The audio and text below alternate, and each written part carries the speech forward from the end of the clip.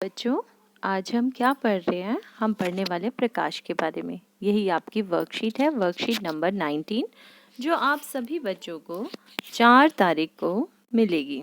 ठीक है, मतलब 4 दिसंबर की वर्कशीट है।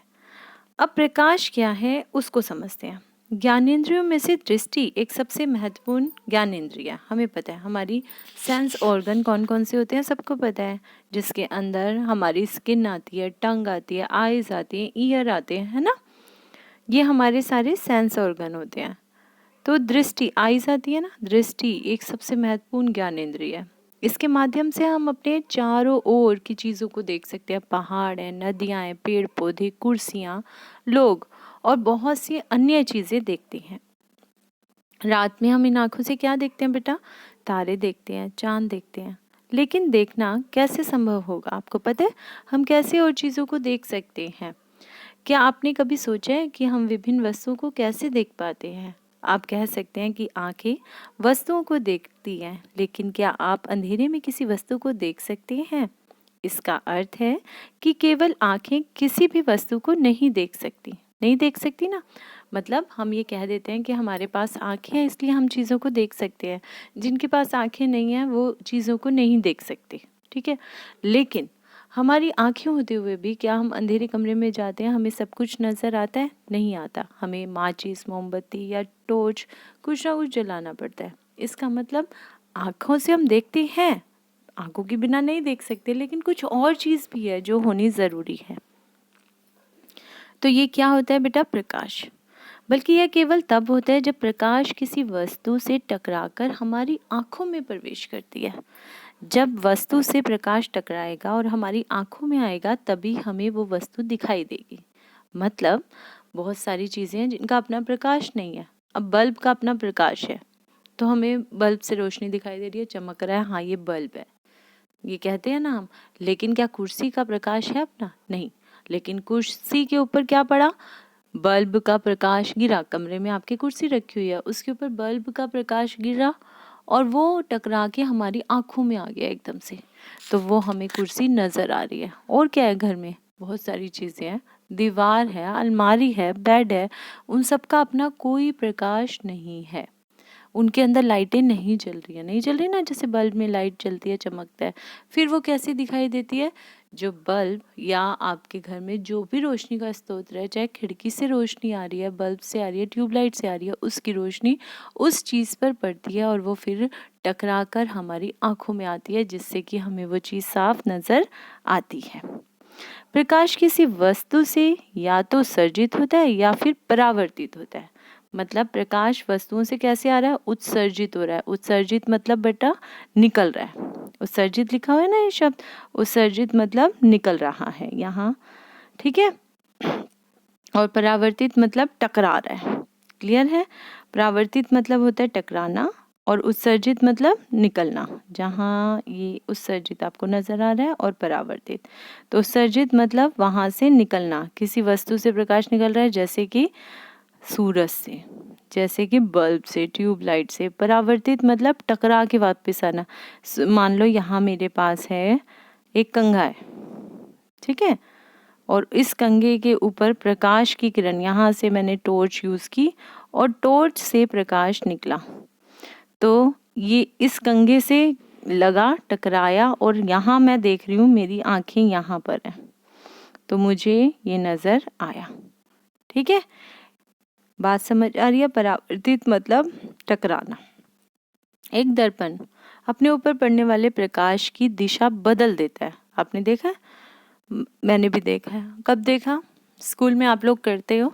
अगर आपके पास कांच का छोटा सा टुकड़ा होता है या कोई चमकनी चीज़ होती है, उसको ले लेते हो हाथ में और उसके बाद खिड़की में से जैसे ही सूरज की रोशनी आती है, आप उस रोशनी से है ना एक धब्बा सा दीवार पे दिखने लग जाता है, जैसे ही आपके ज्योमेट्री बॉक्स के अंदर या तो छोटा सा शीशा लगा होता है ना, उससे टकरा के आप प्रकाश की किरण टकराती है और कमरे में कहीं भी एक छोटा सा धब्बा प्रकाश का हमें नजर आता है और उसे आप हिलाते भी रहते हो, है ना, कभी किसी के ऊपर डालते रहते हो। इसका मतलब एक दर्पण अपने ऊपर पड़ने वाले प्रकाश की दिशा को बदल सकता है। प्रकाश कहीं और से आ रहा था खिड़की से और आपने उसे दीवार पे ले लिया, लेते हो ना। क्या आप बता सकते हैं कि किस तरह के सतह पर पड़ने पर प्रकाश किस दिशा में परावर्तित हो रहा है? ये पता लग सकता है आपको? कौन सी सतह पे पड़ा और कहाँ पर चला गया, किस दीवार पे जाएगा, वो सामने वाले पे जाएगा या आपके सीधे हाथ वाले पे जाएगा, उल्टे हाथ की दिशा पे जाएगा? ये पता लगा सकते हो? चलो अब एक गतिविधि करके हम इस बात को समझते हैं कि कहाँ जाएगा प्रकाश। किसी टेबल पर एक सफ़ेद कागज़ की शीट लगाइए, लगा ली, जैसे कि यहाँ दिखाई दे रही है, सबको दिखाई दे रही है। एक टेबल पे हमने सफ़ेद कागज़ की शीट को बिछा दिया। चित्र के अनुसार एक कंघी ली, ठीक है, कंघी के दांत होते हैं, पता है सबको, लंबी लंबी छेद दिखाई देते हैं हमें। एक दांत छोड़ सभी दांतों पर काला कागज लगा दिया। अब सिर्फ एक कागज की स्लेट दिखाई दे रही है, सिर्फ एक जगह है जहां से प्रकाश आ सकता है। कंघी को शीट के लंबवत पकड़िए, मतलब सीधा करके, बिल्कुल सीधा खड़ा कर लिया, कंघी को दिखाई दे रहा है। ये काम आप घर पे करके देख सकते हो। इसके लिए टॉर्च का प्रयोग कर सकते हो, मतलब आप मोबाइल फ़ोन का भी प्रयोग कर सकते हो, लेकिन उसकी लाइट सिर्फ इसी तरह से जानी चाहिए जैसे इसमें दिखाया हुआ है। अब क्या करें, कंघी को सीधा पकड़ के खड़े हो गए। एक टॉर्च से कंघी के खुले स्थान से एक ओर प्रकाश डालिए, एक ओर से प्रकाश आ रहा है और दूसरी ओर बाहर निकल रहा है, जैसा कि दिखाई दे रहा है। जैसे ही प्रकाश डलेगा सामने उसके रख दो एक कांच की पट्टी। कोई भी कांच, शीशा घर में होगा, ज्योमेट्री बॉक्स वाले शीशे को यूज़ कर लियो, छोटा शीशा है उसको यूज़ कर सकते हो। अब क्या होगा, बड़ा ड्रेसिंग टेबल है, ड्रेसिंग टेबल के सामने रख लो जहाँ नीचे तक शीशा, ठीक है। अब आपको साफ नजर आएगा एक प्रकाश की किरण जाती हुई और फिर टकरा के आती हुई। सबको नजर आ रहा होगा अच्छे से, है ना? बिल्कुल सेम ऐसा ही आपको बनाना है। इसके लिए तो कैसे बनाना है ये क्लियर हो गया आप सबको, कि एक प्रकाश की किरण आती और जाती आपको नजर आ रही होगी।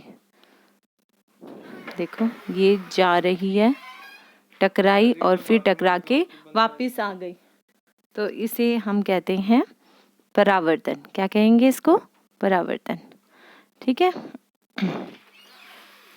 थोड़े समायोजन से आपको कंघी की दूसरी तरफ प्रकाश की एक स्पष्ट किरण प्राप्त होगी। टॉर्च और कंघी को स्थिर रखना है।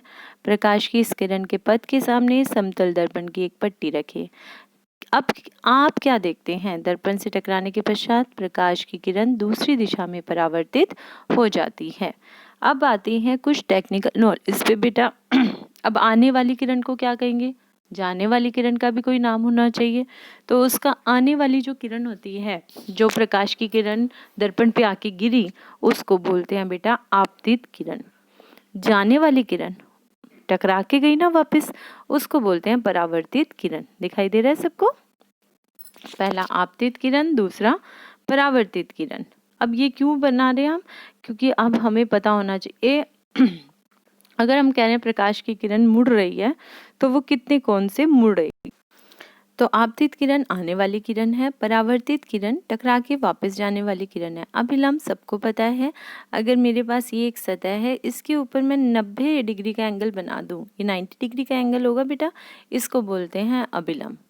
आपतन कोण, आने वाली किरण जो भी कोण बनाएगी, मान लो ये किरण आ रही है तो ये यहाँ पर एक कोण बना रही है, दिखाई दे रहा होगा सबको कोण, इस कोण को बोलते हैं आपतन कोण। और परावर्तन कोण कौन सा होता है? जब टकरा के वापस जा रही है तो जो कोण बना रही है उसको बोलते हैं परावर्तन कोण। ये क्लियर है सबको? चलिए आप समझते हैं ये कैसे हुआ। इसमें दिया हुआ है, देखो जरा अच्छे से चित्र को देखेंगे। चित्र आपको दिया हुआ है, मान लो ये हमारे पास एक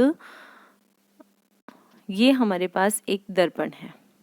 दर्पण की एक तरफ से चमकता है दर्पण और पीछे की तरफ बेटा पॉलिश होती है। आप सबने देखा होगा घर में जो शीशा होता है जिसमें आप लुकिंग ग्लास है जिसे आप देखते हैं, वो ऐसा होता है। उसमें एक आने वाली किरण, मान लो प्रकाश की किरण ऐसे आ रही है। अब मुझे कैसे पता लगा ये आ रही है? क्योंकि इसके ऊपर लगा हुआ है एक एरो, एरो से हमें दिखाई दे रहा है ये आ रही है और इसका नाम हो गया आपतित किरण। अब ये टकराई और इस तरह से मुड़ गई, इसको बोलते हैं मुड़ के जाने वाली, टकरा के, इसको बोलते हैं परावर्तित किरण।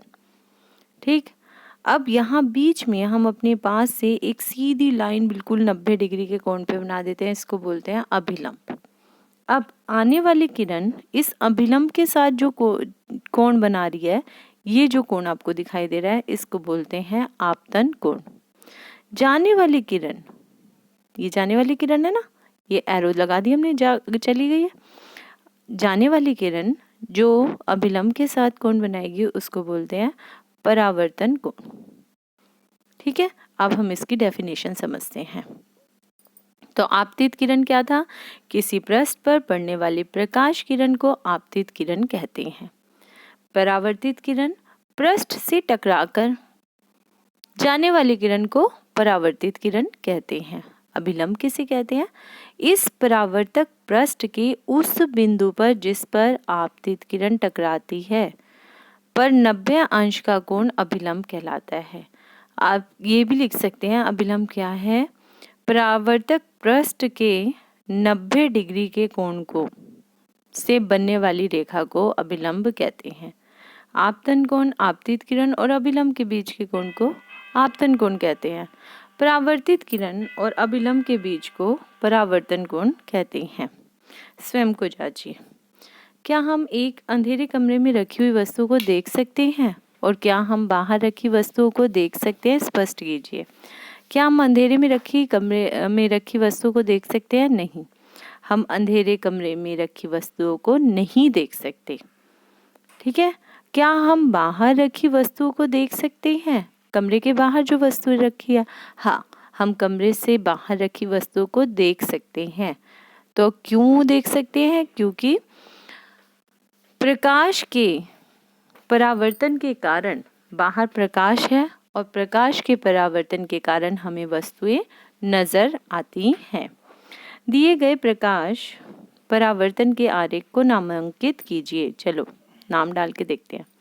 अभिलंब इसने खुद लिख दिया है, पृष्ठ का नाम इसने पृष्ठ यहाँ डाल दीजिए आप, पृष्ठ।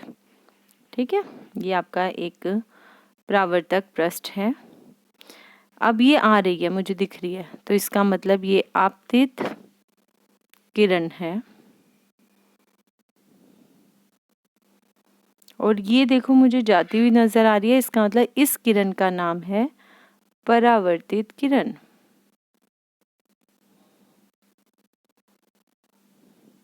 ये तो आसान हो गया। चलिए, अब यहाँ जो कोण बन रहा है अभिलंब और आपतित किरण के बीच, इसका नाम हो गया आपतन कोण। यहाँ जो कोण बन रहा है परावर्तित किरण और अभिलंब के बीच, इसका नाम हो गया परावर्तन कोण। बस पूरा हो गया, ये तो आसान था। ठीक है, अब आगे चलते हैं बच्चों। अगला क्वेश्चन देखते हैं, प्रकाश का परावर्तन किसे कहते हैं? तो इसका आंसर तो आपको दिया हुआ था, जब प्रकाश किसी वस्तु से टकराकर वापस जाता है तो उसे प्रकाश का परावर्तन कहते हैं। ठीक है, अगला है, यदि कोई आपतित किरण किसी वस्तु से टकराने के पश्चात परावर्तित ना हो, अब वो वस्तु से टकराई और वापस नहीं आई हो, तो क्या उस वस्तु को देख पाएंगे? नहीं। अगर बेटा जैसे प्रकाश की किरण उस पर पड़ी और वो बिल्कुल ख़त्म हो गई, उस पर नज़र ही नहीं आ रही, तो वो हमें काला नज़र आएगा, हमें कोई रंग उसका नज़र नहीं आएगा। यदि कोई आपतित किरण किसी वस्तु से टकराने के पश्चात परावर्तित नहीं होती है तो हमें वो वस्तु नज़र नहीं आती है। ऐसा इसलिए होता है क्योंकि हम उन्हीं वस्तु को देख सकते हैं जिनसे प्रकाश टकरा के हमारी आंखों में आ जाए। ठीक है, तो अच्छे से आपको समझ आ गया होगा। कोविड के संदर्भ में कुछ व्यवहार जो दिए हुए हैं वो याद रखना है। नियमित रूप से अपने हाथों को साबुन और पानी से धोना है। तो उम्मीद है बच्चों ये वर्कशीट अच्छे से समझ आई होगी। ये वर्कशीट समझ आ गई तो हमें अगली वर्कशीट भी बहुत अच्छे से समझ आ जाएगी।